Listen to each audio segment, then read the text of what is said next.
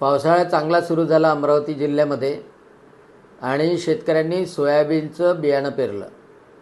एक कळमजापूर चांदूर रेल्वे तालुक्यातला विनायक मानकर नावाचा अल्पभूधारक शेतकरी, त्यांनी सोयाबीन पेरलं आणि फक्त 10% सोयाबीन उगवलं, 90% उगवलं नाही. त्यांनी तक्रार केली, दुकानदार दखल घ्यायला तयार नाही. आणि अशा तक्रारी मोर्शीमधून येतात आहे, वरुडमधून येतात आहे, अचलपूरमधून येतात आहे, चांदूर रेल्वेमधून आहे.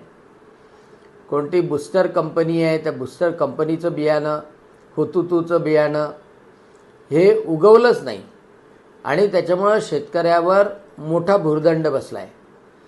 म्हणजे आता दुकानदार म्हणाल की बाबा मी बियाणं रिप्लेस करून देतो, परंतु पेरण्याची मजुरी गेली, त्यासोबतच तो महत्त्वाचा वेळही निघून गेला आणि त्याला दुबार पेरणीसाठी पुन्हा मजूर लावणे, नंतर खतं टाकणे, त्याचं सोयाबीनवर प्रक्रिया करणे, ह्या सगळ्या गोष्टी करायच्या आहे.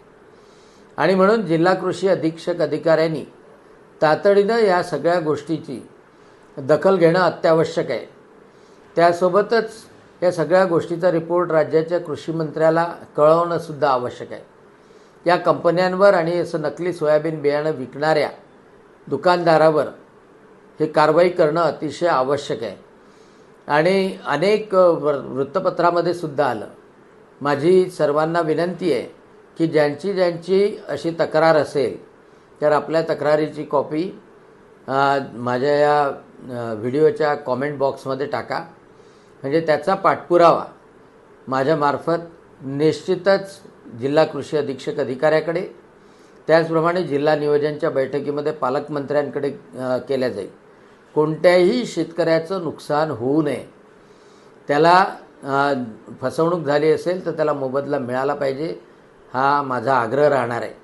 आणि त्यासाठी आज तुमच्याशी संवाद साधला आहे.